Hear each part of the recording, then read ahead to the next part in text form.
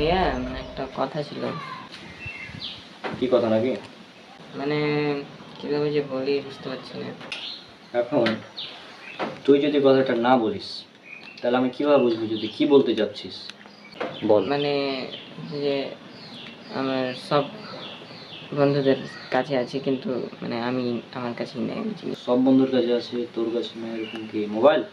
আরে না, মোবাইল না। তাহলে ও, সেটা হচ্ছে যে আমি আর্জেন্টিনার জার্সি কিনবো। কি? তুই কি পাগল? আর্জেন্টিনার জার্সি কিনবি? হুম। আর্জেন্টিনার জার্সি, ব্রাজিলের, এগুলো তো যারা পাগল তারাই কিনে, তাছাড়া কে কিনবে? কি কিনে কি করবি তুই এটা? মানে আমার সব বন্ধুদের কাছে আছে আর আমার কাছে নাই, তো ওই জন্য কিনবো। আর আমি তো আর্জেন্টিনার ফ্যান। হ্যাঁ, তুই একটা পাগল। কেন পাগল হবো আমি? তোর সব বন্ধুদের কাছে আছে, তোর কাছে নাই আর্জেন্টিনার জার্সি, বুঝলাম এগুলা, কিন্তু আমাকে বুঝা যে একটা জার্সি কিনে কি হবে, কোনো লাভ আছে কি তোর? তোর কোনো লাভ আছে কি? মানে আর্জেন্টিনাকে সাপোর্ট করা হবে। তা আর্জেন্টিনা এমন কি চ্যাটের চুল যে ওটাকে তুই সাপোর্ট করতে যাবি? কি জিনিস এটা আর্জেন্টিনা? কেন, একটা দেশের নাম। দেশের নাম তো একটা দে, ওটা তো বাংলাদেশ না, এমন নয় যদি বাংলাদেশের কিছু করছিস। নিজের দেশ তো না, অন্য দেশ, ওটা বিদেশ, আলাদা দেশ। তোর কি এখানে? আর তো তো আর্জেন্টিনা তো বিশ্বকাপে খুব ভালো খেলে। তো ভালো খেলে, তো তাই বলে তুই ওর জার্সি কেন কিনবি? আর আমি ওই দলকে সাপোর্ট করি।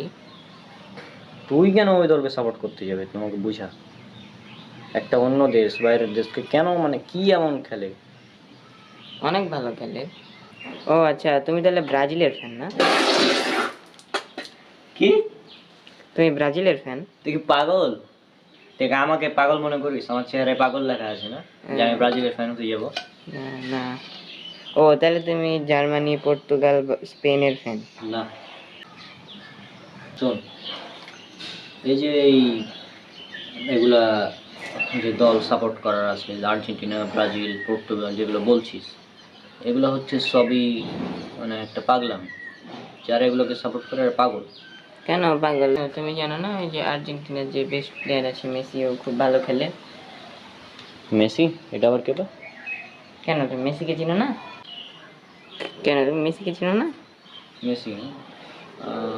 ও আচ্ছা, ওই ছড়া। ছোঁড়া? কি? তো কেন, আমি কি কিছু ভুল বললাম? ও তো ছেলে মানুষ। না, ছেলে ঠিক আছে, কিন্তু তুমি মেসিকে এভাবে কেন ডাকছো? মেসি আবার কোন চ্যাটের চুল যে ওকে আমাকে সম্বন্ধে কথা বলতে হবে? কেন, মেসি তো বেস্ট প্লেয়ার। আরে ও যেভাবে খেলে, ওর মতন খেলা সম্ভবই না কারোর পক্ষে। ও পৃথিবীর বেস্ট প্লেয়ার। ও বেস্ট প্লেয়ার হলো আমার থেকে লো কোয়ালিটিরই আছে। হ্যাঁ, কিভাবে? কারণ মেসি অমুসলিম আর আমি একজন মুসলিম। তো হ্যাঁ, একজন মুসলিম হিসাবে আমি অবশ্যই তার থেকে উপরের ক্যাটাগরিতেই থাকবো। ঠিক আছে, কিন্তু তুমি তো মেসির চাইতে ভালো খেলো না। তা আমি মেসির চেয়ে ভালো খেলি না, কিন্তু আমি অন্য অনেক জায়গায় মেসির চেয়ে অনেক ভালো প্লেয়ার। ওই ওই কি এমন নেই, একটা খেলে, একটা ফুটবলের পিছনে দৌড়ায়, তাই বলে নাকি ওর পিছনে মানুষ লাখ লাখ ফ্যান হয়ে গেছে? কি এক হাস্যকর বিষয় ভাই। মানে এখন মেসিকে যদি আমি একটা প্রশ্ন করি বায়োটেকনোলজি সম্পর্কে, ও হায়া থাকবো, ওই অ্যান্সার দিতে পারবে না। মেসিকে যদি জিজ্ঞেস করে প্ল্যান্ট ব্রিডিং সম্পর্কে, ও অ্যান্সার দিতে পারবে না। ও ঠিক আছে, ওই শুধু খেলতেই পারে, আর কিছু করতে পারে না। এখন যাই হোক, ওকে যদি জেনেটিক ইঞ্জিনিয়ারিং নিয়ে প্রশ্ন করা হয় মেসিকে, তোর কি মনে হয় আমার বাপের ক্ষমতা আছে অ্যান্সার দেওয়ার? হ্যাঁ। কিন্তু এগুলো আমার মানে রেগুলার পড়াশোনার সাবজেক্ট, সুতরাং আমি তো তার চেয়ে ভালো হয়েছি। এখন আমাকে একটা জিনিস বুঝা, ফুটবল এটা বেশি ইম্পর্টেন্ট নাকি জেনেটিক ইঞ্জিনিয়ারিং, প্ল্যান্ট ব্রিডিং, তারপর বায়োটেকনোলজি এগুলা? মানে সাইন্টিফিক জিনিসগুলাই বেশি ইম্পর্টেন্ট। হ্যাঁ, তো যারা শিক্ষিত তারা বলবে সায়েন্টিফিক বিষয়গুলো ইম্পর্টেন্ট, আর যারা অশিক্ষিত মূর্খ পাগল তারা বলবে যে ফুটবল ইম্পর্টেন্ট, সুতরাং আমরা ফুটবল খেলা দেখবো রাজ্যে।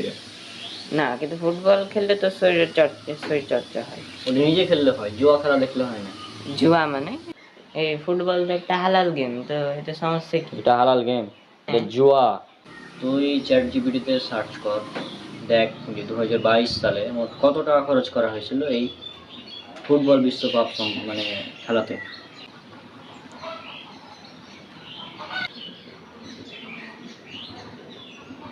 1.3 বিলিয়ন?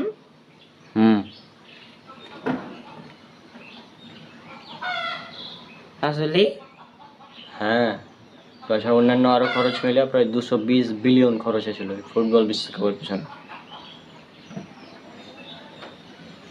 আমি তো এটাকে বিশ্বকাপ না, এটাকে আমি বলবো বিশ্বপাপ, কারণ অনেক ধরনের পাপ এখানে জড়িত। এখন বল, এরপরেও কি তুই যাবি আর্জেন্টিনার জার্সি কিনতে? আচ্ছা যাই হোক, এসব বাদ দাও। আর্জেন্টিনা জার্সি কিনবো তো, কখন যাবে বলো? এই পাগলকে যে কিভাবে বুঝাবো? শোন, এই যে এই এতগুলো টাকা যে খরচ করা হয়েছে, এই টাকাগুলো যদি প্ল্যান্ট ব্রিডিং, জেনেটিক ইঞ্জিনিয়ারিং, তারপর খাদ্য উৎপাদনের বিষয়গুলোতে খরচ করা হতো না, তাহলে এই অনেকে যে না খেয়ে মারা যায়, পৃথিবীতে অনেক মানুষ তারা এভাবে না খেয়ে মারা যেত না। অনেক গরিব, বিভিন্ন ঠিকভাবে খেতেই পায় না, তারা এভাবে না খেয়ে মরতো না যদি এই টাকাগুলো তাদের পিছনে খরচ করা হতো। কিন্তু না, আমরা তো খেলবো, আমরা খেলা দেখবো রাত জেগে, খেলার পিছনে আমরা বিলিয়ন বিলিয়ন ডলার ইনভেস্ট করবো। পুরা পৃথিবী পাগল হয়ে গেছে। এটা হচ্ছে পুরা মানে সিস্টেমটাই পুরা উন্মাদ হয়ে গেছে, পাগল উন্মাদ যেটাকে বলে, পুরোটাই একদম। কিন্তু তুমিও তো 2018-19 সালের দিকের ফ্যান ছিলে, প্রোফাইল পিকচার হ্যাঁ, দিয়েছিলে। আমি তখন পাগল ছিলাম। আমি মেসির প্রোফাইল পিকচার লাগিয়েছিলাম, তার বিগ ফ্যান ছিলাম আর্জেন্টিনার, এগুলা তখন আমি পাগল ছিলাম, মেনে নিলাম যে। এখন তুই পাগল হতে চাচ্ছিস নাকি নতুন ভাবে? তাহলে তুমি কি বলতে চাচ্ছো যে সবাই পাগল? হ্যাঁ, সবাই পাগল, যারাই খেলা দেখে তারাই পাগল। হুম, কিন্তু এখন তো সবাই দেখে। সবাই যদি গু খাওয়া শুরু করে, সবাই যদি কুত্তার মাংস খাওয়া শুরু করে, তুই শুরু করবি কুত্তার মাংস খাওয়া? না মানে সবাই যদি শুয়োরের মাংস খাওয়া শুরু করে, তুই আজকে শুয়োরের মাংস খাবি? না, কিছু এগুলো তো খারাপ জিনিস। এগুলো খারাপ জিনিস তো, এটা খুব ভালো? এটাও খারাপ, সময় নষ্ট, কি দরকার? আমি বিগ ফ্যান। মেসির তুই বিগ ফ্যান, ভালো কথা। এখন তুই যদি এখন মারা যাস, তাহলে মেসি কিন্তু টেরও পাবে না যে আমার একটা ফ্যান মারা গেল, ও খবরও পাবে না, ও জানতেও পারবে না। হ্যাঁ, এখন আমি বর্তমানে ব্রাদার রাহুলের বিগ ফ্যান, এবং ব্রাদার রাহুল আমাকে চিনে, আমিও তার সঙ্গে দেখা করেছি। তার মানে কি ফ্যান এমন কারো হবি যার সঙ্গে তুই দেখা করার সুযোগ পাবি, অন্তত দেখা হয়তো নাও হতে পারে, কিন্তু অন্তত সুযোগ পাবি এরকম। কিন্তু তুই কি জীবনেও সারা জীবন চেষ্টা করলো মেসির সঙ্গে দেখা করে সুযোগ পাবি, তোর মনে হয়? না। তোর ওর ফ্যান হয়ে লাভ কি? আর ওর ফ্যান হয়ে লাভটা কি আমাকে বুঝা। ব্রাদার রাহুল না হয় ইসলামের জন্য কাজ করে, হ্যাঁ, সেজন্য আমি তার ফ্যান। যেহেতু সে ইসলামের জন্য কাজ করে। ব্রাদার রাহুল যদি এখন ধর যে অন্য ইসলামকে বাদ দিয়ে অন্য কিছু করা শুরু করে, তাহলে আমি তাকে এখনই ত্যাগ করবো, তাই না? তো আমি তার ফ্যান এই জন্যই, কারণ সে ইসলামের জন্য কাজ করে, আর আমিও সেটাই করি। এখন তুই ফ্যান হবি, তুই কেন মেসি ফ্যান হবে? আমি একটা জিনিস বুঝি না যে মুসলমানের সন্তান তারা কেন একজন অমুসলিম প্লেয়ার মানে খেলোয়াড় যে সায়েন্সের এসব বুঝে না তার ফ্যান হতে যাবে। একজন মুসলিম ফ্যান হবে মুসলিম স্কলারদের, ডক্টর জাকির নায়েকের ফ্যান হবে, তাই না? বর্তমান মুসলিম যারা রয়েছে স্কলার, তাদের ফ্যান হবে। তো না, ফ্যান হবে মেসির, কেউ নেইমারের, কেউ রোনালদোর, আরও কি কি যেন আছে এদের। মানে পুরো পৃথিবীটাই উন্মাদ হয়ে গেছে। জীবনে ফজরের নামাজ পড়ে না, ও রাত 3টার সময় উঠে খেলা দেখছে, রাজ্যে খেলা দেখছে। হ্যাঁ, তো আমার বন্ধুরা তো সবাই রাজ্যে খেলা দেখেছে, তুমি তো আমাকে রাজ্জাকতেই দাওনি খেলা দেখার লেগে। তো তোকে কেন আমি রাজ্যে খেলা দেখতে দেবো? ফালতু একটা জিনিস। তোর বন্ধুরা রাত জাগছে কারণ ওরা পাগল। এখন তুই যদি ওদের মতন পাগল হতে চাস, তো সেটা তোর ব্যাপার।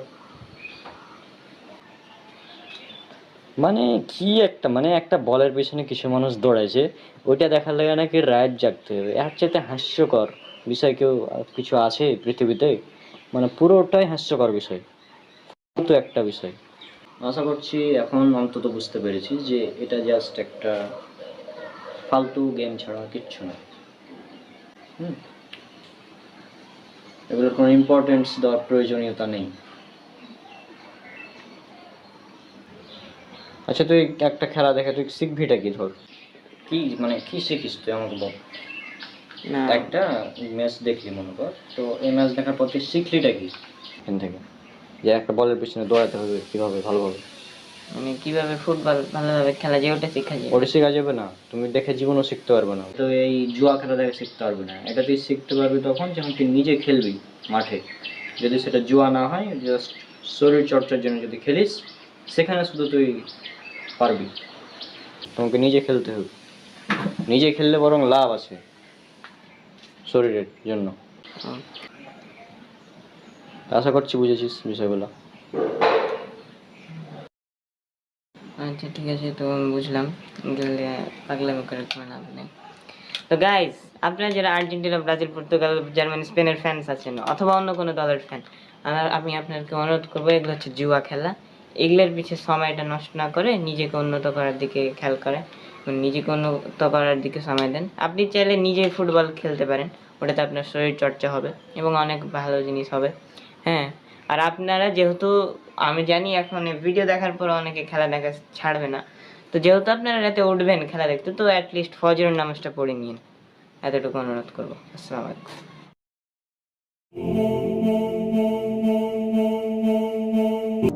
মোবাশ্বেরুল ইসলাম রাবিত, রণকের ছোট ভাই। ভাই রণক এই ফিল্মের প্রধান চরিত্র। ভাইয়া, কালকে তো 31st নাইট, তো আমরা পার্টি করি। আমি আমার বন্ধুদেরকে ডেকেছি, তুমি তোমার বন্ধুদেরকে ডাকো। আমি বুঝলাম ব্যাপারটা, তুমি অনেক খুশি যেহেতু কাল 31st নাইট। হ্যাঁ, আর তোমার বন্ধুদেরকে ডেকেছো তাই না? আমার বন্ধুদেরকে আমি ডাকতাম যদি তোমার মতো এরকম চিন্তা থাকতো। তুমি হয়তো জানো না বিষয়গুলো, এই জন্য এটা বলছো। জানলে এটা বলতো না। 31st নাইট, তারপর হ্যাপি নিউ ইয়ার, এগুলো হচ্ছে প্যাগান, যারা মানে বিভিন্ন দেবদেবীর পূজা করে, ওদের এটা উৎসব। আর ওদের থেকে উৎসবটা ধার করে নিয়ে গেছে খ্রিস্টানরা। এখন বেশিরভাগ খ্রিস্টানরা এটা পালন করে। হুম আর এর মূল কথা হচ্ছে এই 31st নাইট বা হ্যাপি নিউ ইয়ার, এগুলো বিজাতীয় সংস্কৃতি, মানে অমুসলিমদের কালচার। কখনো মুসলিমদের এরকমই নাই। কিন্তু সবাই তো করে। হ্যাঁ, সবাই তো করে। এখন এটা হচ্ছে মূল, সবাই তো করে, তাহলে আমরা করব, মানে সবাই যা করে সেটা আমরা করব। বিষয়টা এমন হয়ে গেছে না? আল্লাহ বলছেন পবিত্র কোরআনে, এটা আছে সূরা আনাম, সূরা নম্বর 6, আয়াত নম্বর 116-তে। আমি জাস্ট আয়াতটা বের করছি। হ্যাঁ, সূরা আনাম, সূরা নম্বর 6, আয়াত নম্বর 116-তে মেবি। হ্যাঁ, পেয়ে গেছি আয়াতটা, আমি জাস্ট তোমাকে পড়ে শোনাচ্ছি। আর যদি তুমি যারা জমিনে আছে তাদের অধিকাংশের আনুগত্য করো, মানে অনুসরণ করো, তবে তারা তোমাকে আল্লাহর পথ থেকে বিচ্যুত করবে। তারা শুধু ধারণারই অনুসরণ করে এবং তারা শুধু অনুমানই করে। অর্থাৎ অধিকাংশ মানুষ ভুল পথে রয়েছে, এটা হচ্ছে মেন কথা। হ্যাঁ, এখন যেহেতু অধিকাংশ মানুষই ভুল পথে রয়েছে, আমি যদি অধিকাংশ মানুষের মতো মানে অনুসরণ করি, তাহলে তো এটা ঠিক না, তাই না?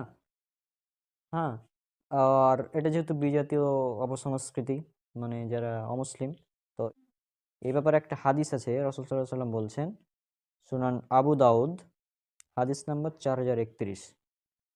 তো এখানে হাদিসটা এভাবে আছে যে, ইবনু উমর রাদিয়াল্লাহু আনহু সূত্রে বর্ণিত, তিনি বলেন, রাসূলুল্লাহ সাল্লাল্লাহু আলাইহি ওয়াসাল্লাম বলেছেন, যে ব্যক্তি বিজাতির সাদৃশ্য অবলম্বন করে সে তাদের দলভুক্ত গণ্য হবে। এখন বিজাতির সাদৃশ্য অবলম্বন করে যদি তাদের অন্তর্ভুক্ত হও, আর আমরা যেহেতু মুসলিম, আর আমাদের বিশ্বাস অনুযায়ী কি মুসলিম বাদে সবাই জাহান্নামে যাবে। হ্যাঁ, যারা কাফের অমুসলিম তারা সবাই জাহান্নামী। তো সেই হিসেবে যদি জাহান্নামীদের অনুসরণ করি, তাহলে কি অবস্থা হবে তুমি একবার চিন্তা করো শুধু। কথার কথা, ফেরাউন নাম শুনেছো? হ্যাঁ, চিনি। এখন ফেরাউন, তোমার কিয়ামতে যদি তুমি দেখো যে তোমার পাশে ফেরাউন, তারপর এক পাশে নমরুদ দাঁড়িয়ে আছে, তুমি কি তাদের সঙ্গে জাহান্নামে যেতে চাও? না, যেতে চাই না। আর মানুষের কমন সেন্সের অভাব, যে আমার জীবন থেকে একটা বছর চলে গেল অথচ আমি পার্টি করছি, তাই না? একটা জিনিস চিন্তা করো, তোমার কথার কথা হায়াত যদি হয় 74 বছর। কারণ একটা হাদিস আছে, রাসূলুল্লাহ সাল্লাল্লাহু আলাইহি ওয়াসাল্লাম বলেছেন যে আমার উম্মতের গড় বয়স 60 থেকে 70 বছর, মানে আমার উম্মতে যত মানুষ থাকবে তারা হয় 60 থেকে 70 বছরের মধ্যে বাঁচবে, এর বেশি বা কম হতে পারে। তবে এটা তিনি বলে দিয়েছেন এরকম। তো যদি 70 বছর ধরে নিই, তা যদি যেহেতু কাল হ্যাপি নিউ ইয়ার বলছে পরশুদিন, তা আমার জীবন থেকে তো একটা বছর চলে গেল আরো, অথচ আমি পার্টি করছি। মানে বিষয়টা হচ্ছে যে আমার একটা জিনিস হারিয়ে গেছে আর আমি পার্টি করছি। কথার কথা আমার মোবাইল, হ্যাঁ, মোবাইলটা হারিয়ে গেল। এখন তুমি বলছো যে ভাইয়া তোমার মোবাইল হারিয়ে গেছে, তো এখন পার্টি করি, তাই না? ব্যাপারটা ফানি হয়ে যাবে না? মোবাইল হারিয়ে গেছে পার্টি করি, এটা যদি বলি আর কি অবস্থা হবে? কিন্তু সব থেকে দামি জিনিস যেটা জীবন, জীবন থেকে একটা বছর চলে গেল আর আমি পার্টি করছি, আজীব ব্যাপার না? হুম।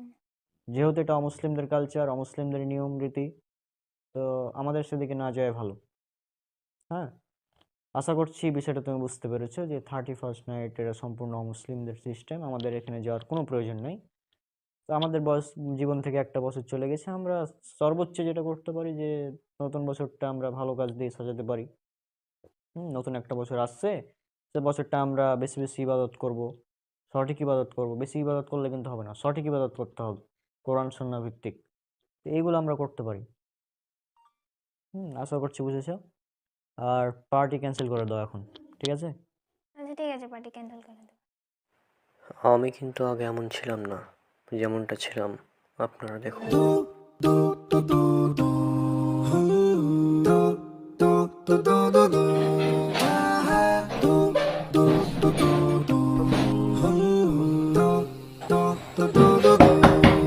দরজা খুল। হ্যাঁ ভাইয়া আসছি।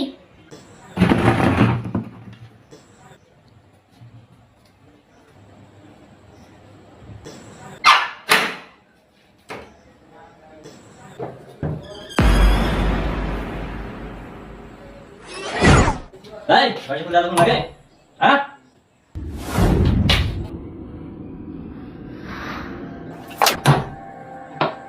চশমা কেন পরে রেখেছিস তুই? হ্যাঁ, চশমা কে? এই চশমা কে? চশমা খুলে ফেল আপনার।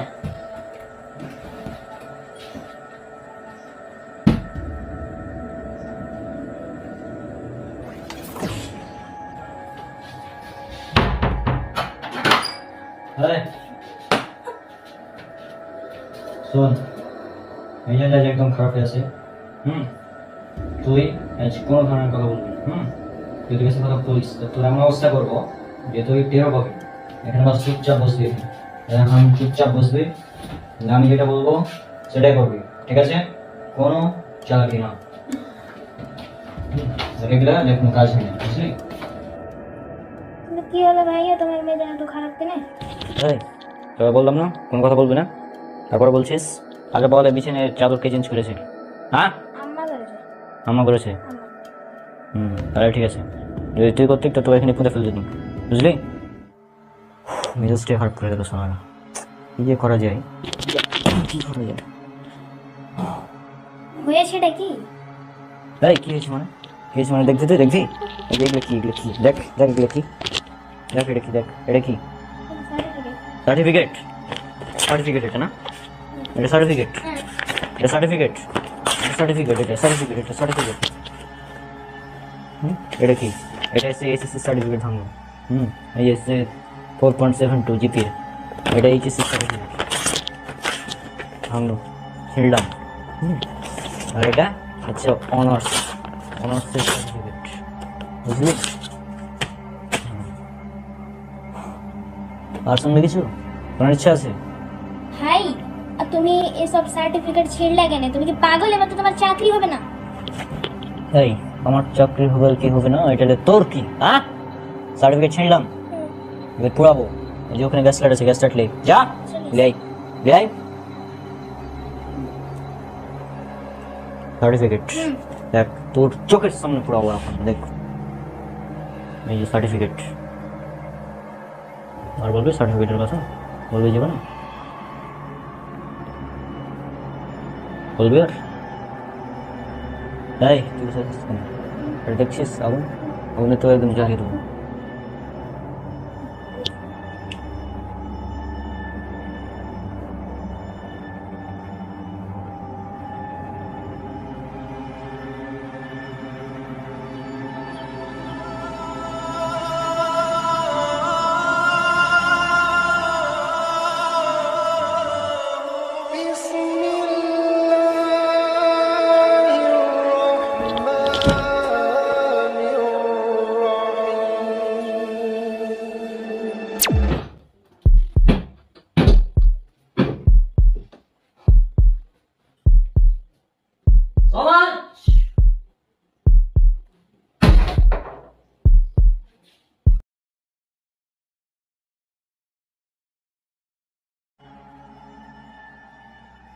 তাহমিদ অভিক, রনকের প্রিয় বন্ধু।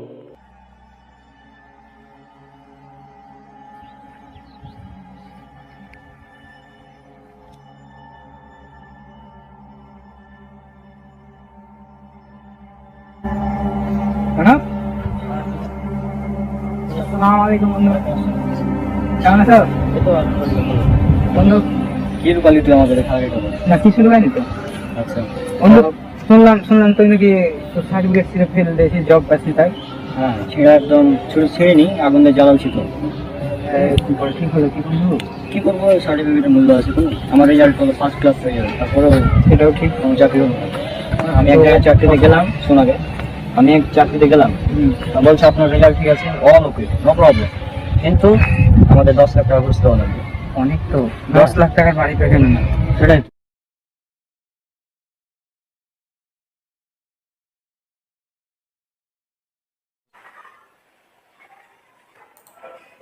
রনক এখানে অফিসের বসের চরিত্র অভিনয় করেছেন।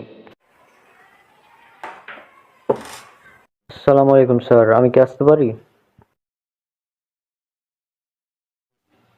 ওয়ালাইকুম আসসালাম রহমতুল্লাহ। জি ভাই, ভিতরে আসুন।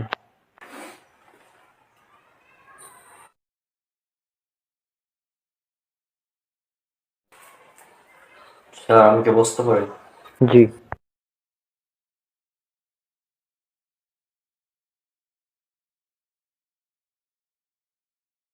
তো গতকাল হচ্ছে যে আমি আপনাদের সাথে যোগাযোগ করেছিলাম ইন্টারভিউ দেওয়ার জন্য। জি, আপনার নাম? জি, আমি রৌনক। রৌনক, জি। জি, আমার রেজাল্ট কি আপনি দেখেছিলেন? জি, গতকাল তো আমরা দেখলাম, আপনি যখন আমাদের সাথে যোগাযোগ করলেন আমাদের পেজে, তখন আমরা দেখলাম ব্যাপারটা। হ্যাঁ, আমরা সব ডিটেলস দেখেছি, আপনার রেজাল্ট এগুলো অনেক ভালো। আমরা আপনার রেজাল্ট দেখেছি। আপনার এইচএসসি রেজাল্ট হচ্ছে 4.83। জি, আমার এইচএসসি রেজাল্ট 4.83 ছিল। হ্যাঁ, আর আপনার অনার্স রেজাল্ট আমার ছিল 3.80। হ্যাঁ, 3.80। তো যাই হোক, আপনার এই রেজাল্ট আমরা দেখেছি, সব দিক থেকে ভালো, এবং আপনি অনেক ট্যালেন্টেড মানুষ। আপনার মতো ট্যালেন্টেড মানুষদেরই আমরা খুঁজছিলাম আমাদের অফিসের জবের জন্য। তো আপনার চাকরি তো বলতে পারেন প্রায় 90% কনফার্ম। এখন শুধু আপনাকে একটা কাজ করতে হবে, তাহলে আপনার চাকরি কনফার্ম। আপনি আগামীকাল থেকেই আমাদের অফিসে যোগদান করতে পারবেন। আমাদের কোম্পানির এটা নিয়ম বলতে পারেন। এখানে বেশি না, আপনাকে 10 লাখ টাকা জমা দিতে হবে, তাহলে আপনি আগামীকাল থেকেই জয়েন করতে পারবেন অফিসে। আপনাদের কোম্পানির নিয়ম মানে এটা তো বুঝছি না, কি বুঝিয়ে বলুন তো আমাকে। আচ্ছা, আমি বুঝিয়ে বলছি ব্যাপারটা। সেটা হচ্ছে যে আমাদের অফিসের এটা হচ্ছে নিয়ম, যে অফিসে যখন নতুন কোনো ব্যক্তি জয়েন করতে আসে তখন তাকে 10 লক্ষ, কাউকে 20 লক্ষ, হ্যাঁ, কেউ কেউ অনেকে 1 কোটি পর্যন্ত দেয় যদি বসের অফিসে চাকরি করতে। যেমন আমি তো বস অফিসের বর্তমানে। তো আমি যখন জয়েন করেছিলাম প্রায় 50 লক্ষ দিয়ে মানে জয়েন করেছিলাম আমি। তো এখন এই যে আমি 50 লক্ষ টাকা দিয়ে এই অফিসে জয়েন করলাম, এখন আমাকে তো টাকাগুলো উঠাতে হবে, তাই না? তো এই জন্য বলতে পারেন এটা একটা নিয়ম আমাদের সবারই হয়ে আসছে আগে থেকেই, যে 10 লক্ষ টাকা আপনাকে দিতে হবে, তাহলে আপনার চাকরি কনফার্ম। আপনি হয়তো 20 লক্ষ বলতাম, কিন্তু আপনাকে দেখে মনে হলো আপনি অনেক ট্যালেন্টেড, সেজন্য 10 লক্ষতেই আমরা রেখে দিচ্ছি।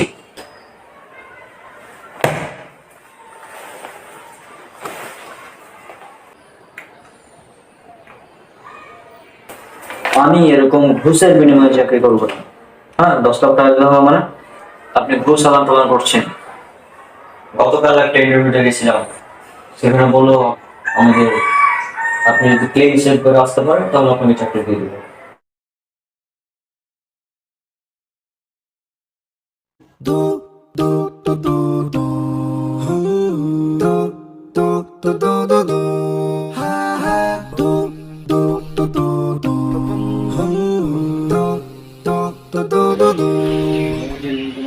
এটা দেখতাম কি এটা দেখি তো হ্যাঁ এটা চালটা দিয়ে দেখি কি অবস্থা।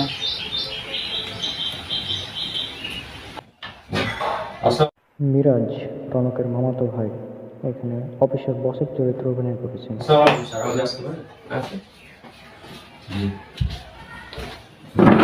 আমি আসলে একটা ওয়েবসাইটে দেখলাম আপনাদের এখানে চাকরি পাওয়া যায়।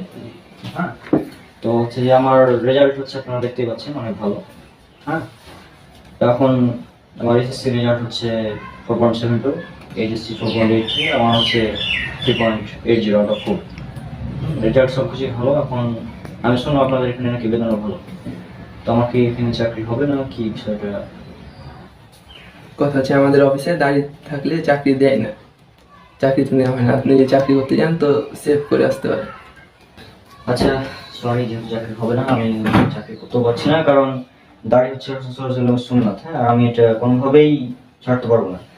সুতরাং আপনাদের চাকরি আপনার কাছে রাখুন, আমি গেলাম। দেখেন, ভুল বুঝেন না, বেতন কিন্তু 1 লাখের উপরেই ভাবনা চিন্তা করে।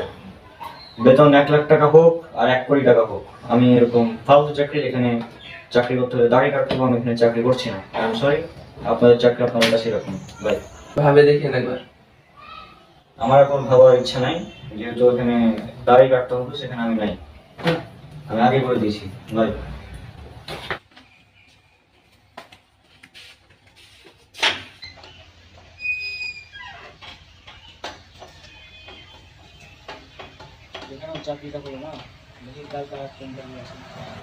আপনি এটা কি ভাই, আপনার মুখে তো দাঁড়িয়ে আছে, তারপরও আপনি এরকম কেন? আপনার মুখে দাঁড়িয়ে আছে অথচ আপনি ঘুষ খেতে যাচ্ছেন, আজীব ব্যাপার। 10 লক্ষ টাকা যে আপনি আমার কাছ থেকে যাচ্ছেন, এটা হচ্ছে ঘুষ, আর ঘুষ ইসলামে হারাম।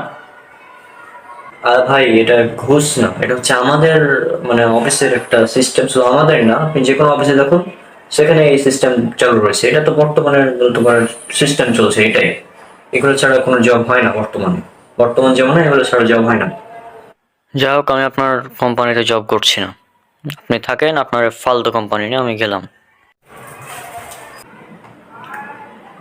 ভাই আমরাও জানি ঘুষ হারাম, ইসলামে ঘুষকে হারাম করা হয়েছে, এটা আমরাও জানি। হ্যাঁ, কিন্তু এটা যেহেতু বর্তমান সমাজে এটা না হলে হয় না, সেই জন্য আমরা এটা বাধ্য হয়ে করছি বলতে পারেন।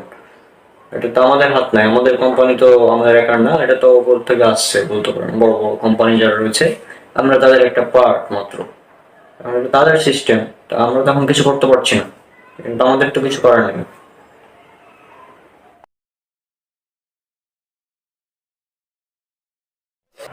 রাখেন আপনার কোম্পানি।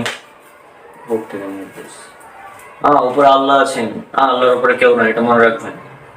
আল্লাহর উপরে আর কেউ নাই। আপনার যে উপর থেকে কোম্পানি ইন্টারেস্ট পালন করছেন এটা বুঝবেন একদিন। হ্যাঁ, তাকে আপনার এই ফালতু কোম্পানি নিয়ে আমি গেলাম।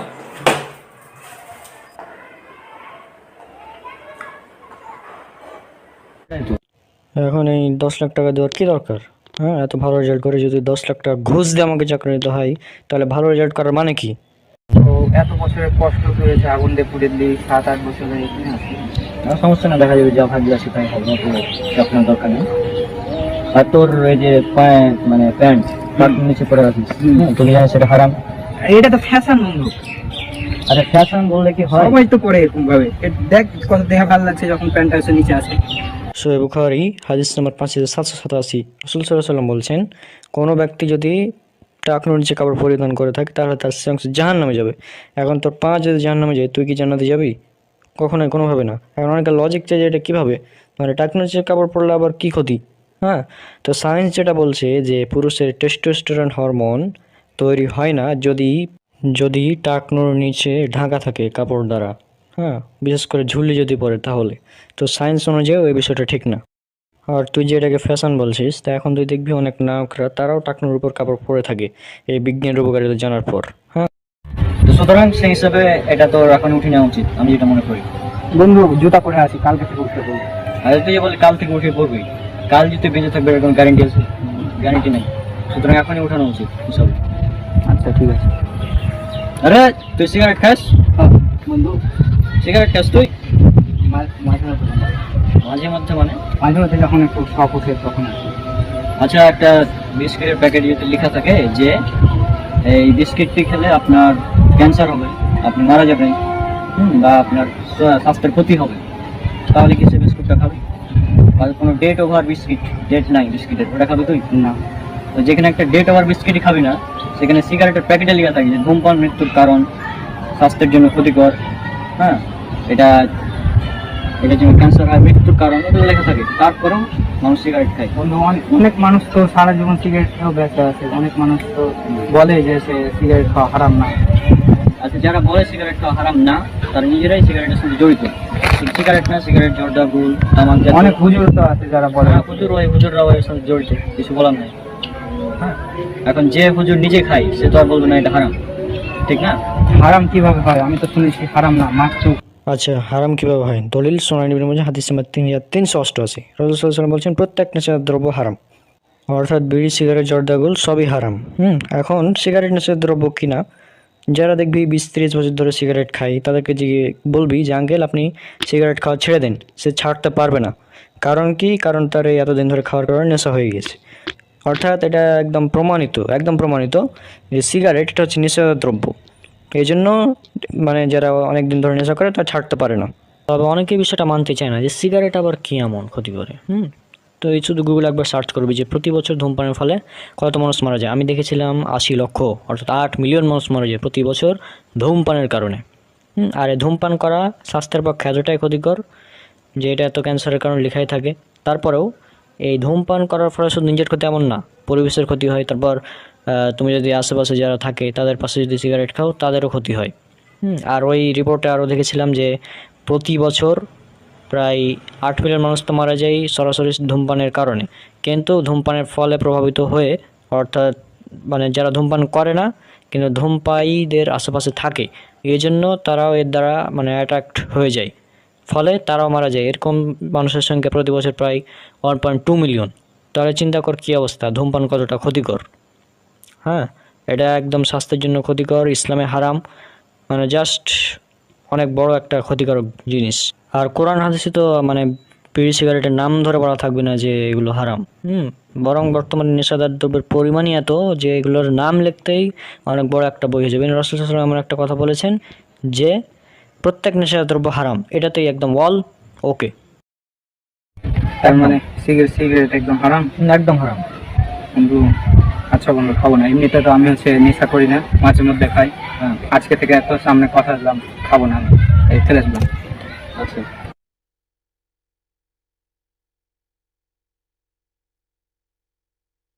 আচ্ছা বন্ধু, ধন্যবাদ বন্ধু। ঠিক আছে, আল্লাহ তোকে এই কথার উপর আমল করার তৌফিক দান করুন। ওটা উঠে নি। আচ্ছা, চল আমরা ওদিকে একটু গল্প করি নাকি? আচ্ছা আচ্ছা চল। তোর বাসা থেকে তো তুই বিয়ে করতে চাইছিলি, বিয়ে করবি না নাকি? এখন ওই যে যেটা শুনলি আমার চাকরির তো মানে হলো না, তাই না? আর ঘুষের বিনিময়ে তো আমি চাকরি করবো না, তুই জানিস। সুতরাং যতদিন চাকরিটা হচ্ছে ততদিন বিয়ে করাও আসলে সম্ভব না বর্তমান সমাজে। সেটাও ঠিক, বর্তমান সমাজে আমার চাকরি না হওয়ার কারণে আমার বিয়ে চলছিল যে মেয়ের সাথে কথা, ওই মেয়ের ফ্যামিলি থেকে আমাকে একদম মানে বলে দিচ্ছে যে আপনার সাথে বিয়ে দেওয়া সম্ভব না। কি কল দিল এখন? আসসালামু আলাইকুম ভাই, কেমন আছেন? রণকের প্রিয় ডিঙি বন্ধু এবং ভাই, এখানে তিনি পাত্রের বড় ভাইয়ের চরিত্র অভিনয় করেছেন। ওয়ালাইকুম আসসালাম রহমতুল্লাহ। শুনলাম আপনি নাকি 2টা চাকরির ইন্টারভিউ দিয়েছেন কিন্তু কোনোটাতেই চাকরি হয়নি। জি ভাই, আমার চাকরি হয়নি। এই তুই কি হচ্ছিস? যা তোর ঘরে যা, ফোনে দেখতে পাচ্ছেন কথা বলছি, ডিস্টার্ব করবে না একদম, একদম ঘরে যা। যা তুই যা। জি, আমি যেটা বলছিলাম যে আমার যে চাকরি আমি পেলাম না, কেন জানেন? প্রথম কারণ আমি প্রথম যে ইন্টারভিউটা দিলাম, সেই ইন্টারভিউ দিতে গিয়ে তারা বললো যে আমরা যারা দাঁড়িয়ে রাখে মুখে তাদেরকে আমরা চাকরি দেই না। তো এখন আমি কি করবো আপনি বলেন। তারপর দ্বিতীয় ইন্টারভিউ ভাবলাম এরা হয়তো ভালো হবে, মানে যে ইন্টারভিউ নিয়েছিল ওনার মুখেও দাঁড়িয়েছিল, দেখে আমি ভাবলাম যে ইনি হয়তো ভালো হবেন। কিন্তু তিনি আবার বলছেন যে আপনার রেজাল্টও ভালো, সব কিছু ভালো, অল ওকে, কিন্তু আপনার চাকরি কনফার্ম যদি আপনি 10 লক্ষ টাকা দেন। মানে সে আমার কাছে 10 লক্ষ টাকা ঘুষ চাচ্ছে। আমি যদি তাকে 10 লক্ষ টাকা ঘুষ দিই তাহলে সে মানে আমাকে চাকরিতে নিবে, নাহলে নিবে না। তো আমি কিভাবে করে এই ঘুষের বিনিময়ে চাকরি? আসলেই আমরাও আসলে আপনার জন্য বেশ দুঃখিত। জি। কিন্তু ভাই যদি কিছু মনে না করেন তাহলে একটা কথা বলতাম। জি, আমি কিছু মনে করবো না, আপনি বলুন, নো প্রবলেম, বলুন, নিশ্চিন্তে বলুন। দেখেন, আমাদের হচ্ছে একমাত্র বোন, তো আমরা তো চাইবোই যে আমাদের বোন ভালো জায়গায় যাক, ভালো থাকুক। আপনি এখনো বেকার, চাকরি করেন না, আর এদিকে আমাদের বোনের জন্য আসলে অনেক ভালো একটা সম্বন্ধ আসছে। ছেলে আমেরিকায় থাকে, মাসে 10 লাখ টাকা ইনকাম। তো অবশ্যই বুঝতে পারছেন আমি আসলে কি বোঝাতে চাচ্ছি, যেহেতু এটা একটা বেটার অপশন। আশা করি আপনি বুঝবেন। আপনার জন্য শুভকামনা রইলো, আপনি ভবিষ্যতে অনেক ভালো কিছু করেন, কিন্তু আহ, হাতে এখন বেটার অপশন থাকতে আমরা চাচ্ছি না আসলে অন্য কিছু ভাবতে। তাই আশা করি আপনি কিছু মনে করবেন না আর বিষয়টা বুঝবেন। কিছু মনে করেন না প্লিজ। যেহেতু আপনারা সিদ্ধান্ত নিয়েই ফেলেছেন, তা আমি আর কি বলবো। হ্যাঁ, আসলে রাসূল সাল্লাল্লাহু আলাইহি ওয়াসাল্লাম বলেছেন যে তোমরা বিয়ের ক্ষেত্রে দিনদারিতাকে প্রাধান্য দাও, কিন্তু মানে আপনাদের মতো কিছু মানুষ আছে যারা দিনদারিতাকে প্রাধান্য না দিয়ে দেখে যে ছেলের কত টাকা আছে, হ্যাঁ, কি মানে কত ব্যবসা হালাল না হারাম এগুলো চেক করে না। আপনি বলছেন আপনার আপনার বোনের বিয়ে যার সাথে দিবেন সে আমেরিকাতে থাকে, মাসে 10 লক্ষ টাকা ইনকাম, তো তার ইনকামটা হালাল না হারাম এটা আপনি যা যা করেননি নিশ্চয়ই। আপনাদের মতো কিছু মানুষের কারণে আসলে আমাদের সমাজে এই বিয়েটা কঠিন হয়ে গেছে। আপনারা এগুলো করতে পারেন শুধু, মানে কি বলবো, ফিতনা সৃষ্টি করা, মানে সমাজ ধ্বংসের পেছনে আপনাদের মতো কিছু মেয়ের অভিভাবক আছে যারা খুবই গুরুত্বপূর্ণ ভূমিকা পালন করছেন। হ্যাঁ, আপনারা দিনদারিতাকে প্রাধান্য দেন না, আপনারা প্রাধান্য দেন টাকা পয়সা। হ্যাঁ, ছেলের দেখতে কেমন সুন্দর, টাকা পয়সা আছে কি নাই, ছেলের মানে কত বাড়ি কত গাড়ি আছে এগুলো দেখেন আপনারা, কত সম্পদ আছে এগুলো দেখেন, ছেলে মাসে কত টাকা ইনকাম করে এগুলো দেখছেন আপনারা। অথচ রাসূল সাল্লাল্লাহু আলাইহি ওয়াসাল্লাম দিনদারিতা দেখতে বলেছেন, কিন্তু আপনারা এগুলো দেখবেন না। এখন যেহেতু আপনারা সিদ্ধান্ত নিয়েই ফেলেছেন যে আপনার বোনের বিয়ে সেই আমেরিকান কোটিপতির সাথে দেবেন, তো দেন, আমার কি। আর বিয়ে আপনাদের মতো এরকম লোভী, টাকা লোভী মানুষ যারা, তাদের সাথে আমি মানে কোনো বৈবাহিক সম্পর্ক রাখতে চাচ্ছি না। সুতরাং আপনি কি ক্যান্সেল করবেন? আমিই ক্যান্সেল করে দিলাম বিবাহ। হ্যাঁ, আর একটা কথা মাথায় রাখবেন, আপনি যে কাজগুলো করছেন আপনারা, যে আপনাদের মতো মানুষ যে সমাজে দিনদারিতাকে বাদ দিয়ে টাকা পয়সা সহ অন্যান্য জিনিসকে প্রাধান্য দিচ্ছেন বিয়ের ক্ষেত্রে, এগুলোর জন্য কিয়ামতের দিন জবাবদিহি করতে হবে, এবং আপনারা সমাজ ধ্বংসের পেছনে খুবই গুরুত্বপূর্ণ ভূমিকা পালন করছেন, এটা মাথায় রাখবেন। তো জি, আজকের মতো এই পর্যন্ত রাখছি, আর কিছু বলার নেই। আসসালামু আলাইকুম। জি, ভালো থাকবেন।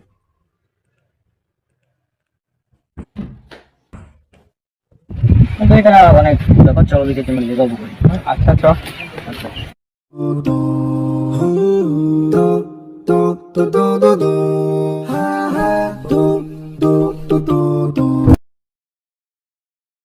বাতাস কত সুন্দর বন্ধু, এত গরমে এত সুন্দর বাতাস, প্রকৃতি অসাধারণ, তাই না? হ্যাঁ, সবই আল্লাহর সৃষ্টি, অসাধারণ সৃষ্টি। আচ্ছা, তোর সাথে একটা বিষয় কথা ছিল, তুই কি নামাজটা নিয়মিত পড়ছিস নাকি? না রে বন্ধু, নিয়মিত পড়া হচ্ছে না, কিন্তু মাঝে মধ্যে মন চাইছে না যেতে। এখন এটা তোমার দায়িত্ব, তুই যেহেতু আমার বন্ধু, বেস্ট ফ্রেন্ড, তাই না? অনেক হাদিসে নামাজের গুরুত্ব সম্পর্কে বলা হয়েছে, এবং পবিত্র কোরআন একটা আয়াত আছে, এটা পবিত্র কোরআনের সূরা মুদাসসির সূরা নম্বর ৭৪ আয়াত ৪২ এবং ৪৩। আল্লাহ সুবহানাহু ওয়া তাআলা বলছেন, সেদিন অপরাধীদেরকে জিজ্ঞেস করা হবে যে কিসে তোমাদেরকে জাহান্নামে নিক্ষেপ করলো। অপরাধীরা বলবে, আমরা সালাত আদায়কারীদের অন্তর্ভুক্ত ছিলাম না, অর্থাৎ আমরা নামাজ পড়তাম না। তাহলে আমরা কি পেলাম, যে জাহান্নামে যাওয়ার প্রধান কারণ হচ্ছে নামাজ না পড়া। তারপর এটা সূরা প্রায় অনেকে জানি, ছোট সূরা, সূরা মাউন ১০৭ নম্বর সূরা আয়াত ৪ এবং ৫। এখানে বলা হচ্ছে, দুর্ভোগ যেসব নামাজীদের জন্য যারা তাদের নামাজে অলস। তাহলে চিন্তা কর, যারা তাদের যেসব নামাজে অলস তাদের মানে জন্য দুর্ভোগ, তাহলে যারা নামাজ পড়ে না তাহলে তাদের কি অবস্থা হতে পারে একবার চিন্তা কর। রাসূল সাল্লাল্লাহু আলাইহি ওয়াসাল্লাম বলেছেন, এটা আছে সহিহ মুসলিম হাদিস নম্বর ১৪৮ এবং ১৪৯, যে আমাদের এবং কাফিরদের মধ্যে পার্থক্য হচ্ছে সলাৎ ত্যাগ করা। যে ব্যক্তি সলাৎ পড়ে সে মুসলিম, যে ব্যক্তি সলাৎ পড়ে না সে মুসলিম নয়। এছাড়াও আরও অনেক হাদিস আছে, যেমন কিতাবুল ঈমান জামে তিরমিজিতে উল্লেখ করা আছে 2622 নম্বর হাদিস, যে রাসূল সাল্লাল্লাহু আলাইহি ওয়াসাল্লামের প্রত্যেক সাহাবী অন্য কোনো আমল ছেড়ে দেওয়াকে কুফরি মনে করতেন না, সলাৎ ছেড়ে দেওয়া ব্যতীত। অর্থাৎ তারা অন্য কোনো আমল ছেড়ে দেওয়াকে কুফরি মনে করতেন না, কেবলমাত্র সলাৎ ছেড়ে দেওয়া ব্যতীত। অর্থাৎ কেউ যদি না মানে রোজা ছেড়ে দিত সেটা কুফরি না, কেউ যদি হজ ছেড়ে দিত সেটা কুফরি মনে করতেন না, কেবলমাত্র কেউ যদি সলাৎ ছেড়ে দিত তাহলে সেটা তারা কুফরি মনে করতেন। নাসাই হাদিস নম্বর 465, রাসূল সাল্লাল্লাহু আলাইহি ওয়াসাল্লাম বলছেন, কিয়ামতের দিন সর্বপ্রথম যে আমলের হিসাব নেওয়া হবে সেটা হচ্ছে সলাৎ। যা সলাৎ ঠিক থাকবে তার বাকি আমলগুলোও ঠিক থাকবে। এখন একটা বিষয় চিন্তা কর, আমি একটা পরীক্ষা দিচ্ছি, এখন আমার গণিতের খাতা দেখা হচ্ছে, এখন আমি যদি গণিতে মানে 0 পাই তাহলে কি আমার রেজাল্ট পাস আসবে না ফেল আসবে? পাস আসবে না ফেল আসবে? ফেল আসবে, অবশ্যই ফেল আসবে, তাই না? আবার এখানে আরেকটা বিষয় চলে আসে, অনেকে বলে যে আমি 4 ওয়াক্ত নামাজ পড়ি, 5 ওয়াক্ত পড়া হয় না। হ্যাঁ, ওরা বলে, অনেকে বলে না যে আমি নামাজ পড়ি তো 4 ওয়াক্ত পড়ি, ফজরেরটা পড়তে পারি না। এখন কত হচ্ছে, একটা হচ্ছে ইচ্ছাকৃত ছেড়ে দেওয়া, আর একটা হচ্ছে মানে মানে ভুল, মানে ছুটে গেছে আর কি, ঘুমের কারণে, বিভিন্ন কারণে, দুটা কারণ। যদি ইচ্ছাকৃত ছাড়া হয় তাদের ক্ষেত্রে বিষয়টা হবে এমন যে আমার 6টা সাবজেক্টের মধ্যে একটা আমি 5টাতে একদম 90+ নাম্বার, 90-এর উপরে, কিন্তু একটা সাবজেক্টে ফেল, রেজাল্ট কি আসবে? রেজাল্ট প্লাস ফেল আসবে। তো সেরকম বিষয়টা হচ্ছে, আমি 5 ওয়াক্ত নামাজ, এখন আমি যদি 4 ওয়াক্ত পড়ি তো এই 4 ওয়াক্তটা কাউন্ট হবে না, আসলে ফেল আসবে রেজাল্টটা হিসাবে। আসলে নামাজের গুরুত্বটা অনেক, আমাদের রাসূল সাল্লাল্লাহু আলাইহি ওয়াসাল্লাম তিনি বলেছেন, এছাড়া হাদিসে অনেক বিষয়গুলো আছে। হ্যাঁ, আর এটা আমার দায়িত্ব ছিল, তোকে জানিয়ে দেওয়া। আর মানে যাই কর, নামাজটা না ছাড়লেই হয়, আসলে নামাজটা তো পড়তে বেশিক্ষণ লাগে না, তাই না? আমাদের ফরজ সালাত হচ্ছে 17 রাকাত, ফজরের 2, আসরের জোহরের 2, জোহরের 4, আসরের 4, মাগরিবের 3 আর এশার 4, এই 17 রাকাত হচ্ছে ফরজ। এটি পড়া বাধ্যতামূলক, কারণ কেউ যদি সুন্নাত নাও পড়ে কোনো সমস্যা নেই।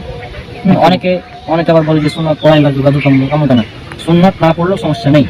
তবে সুন্নাত পড়লে অনেক ফজিলত রয়েছে, যেমন সুনান তিরমিজির 415 নম্বর হাদিস, যে কেউ যদি নিয়মিত 12 রাকাত সুন্নাত সালাত আদায় করে তাহলে তার জন্য জান্নাতে একটি ঘর নির্মাণ করা হবে। জান্নাতে একটি ঘর, এখন চিন্তা করেছি, জান্নাতের ঘর। আমরা পৃথিবীতে একটা ঘরের জন্য কত পরিশ্রম করি, তাই না? কত ভালো রেজাল্ট, তারপর টাকা পয়সা ইনকাম করি। সেখানে আমি যদি 12 রাকাত সুন্নাত পড়ি তাহলে আমাদের জান্নাতে একটি ঘর নির্মাণ করা হবে। আর জান্নাতের ঘর তো পৃথিবীর মতো অবশ্যই না, এর পরে কি আলাদা।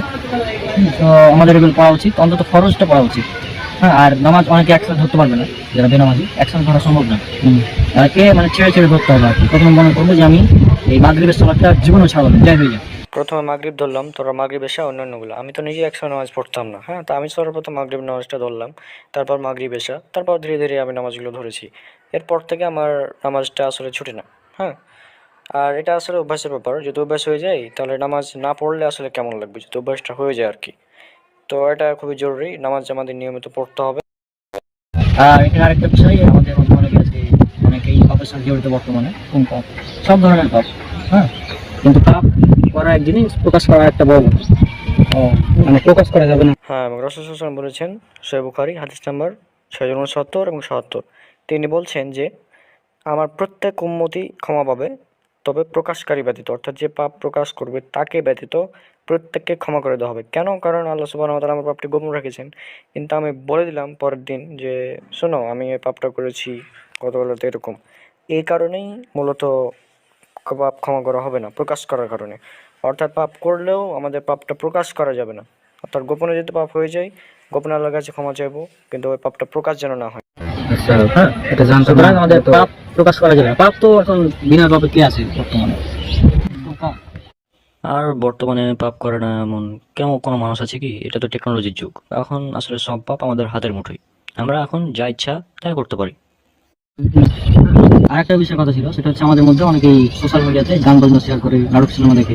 হ্যাঁ, এখন আমি যদি গান নিজে শুনি, আমি একটা নাটক সিনেমা দেখলাম, এটা হচ্ছে আমার গুণার কাটে একটা। এখন আমি যদি এটাকে শেয়ার করি তাহলে আমার মাধ্যমে যতজনে গান শুনবে বা সিনেমা দেখবে, নাটক দেখবে, তাদের সমপরিমাণ আমলনামা আমার আমলনামা দিয়ে দেওয়া হবে। এটা কিন্তু আমি বানিয়ে বলছি না, এটা রাসূল সাল্লাল্লাহু আলাইহি ওয়াসাল্লাম তিনি বলেছেন। সহিহ মুসলিমের হাদিস 6697, তিরমিজিতে আছে 2674 এবং আবু দাউদে 4609। একদম বলেছে যে ব্যক্তি কোনো মানুষকে ভালো কাজের দিকে ডাকবে, সে তার সমপরিমাণ মানে আমলনামায় সওয়াব পাবে, তার ভালো কাজে সওয়াব পাবে। আমি যদি কাউকে একটি ভালো কাজের আদেশ দিলাম, ওই ভালো কাজটা যতজন পালন করবে তাদের সমপরিমাণ নেকি আমার আমলনামায় দেওয়া হবে। একইভাবে সমপরিমাণ পাপ, যদি আমি কোনো পাপ করি, পাপটা শেয়ার করি, তাদের সমপরিমাণ পাপ আমার আমলনামায় দিয়ে দেওয়া হবে। সুতরাং এটা অনেক পাপ হয়ে যাবে। এখন বিষয়টা হচ্ছে, আমি যদি একটা গান শেয়ার করি আর সেই গানে যদি 1 মিলিয়ন ভিউ হয়, তাহলে ওই 1 মিলিয়ন মানুষের যে পাপ, সে পাপ আমার আমলনামায় দিয়ে দেওয়া হবে।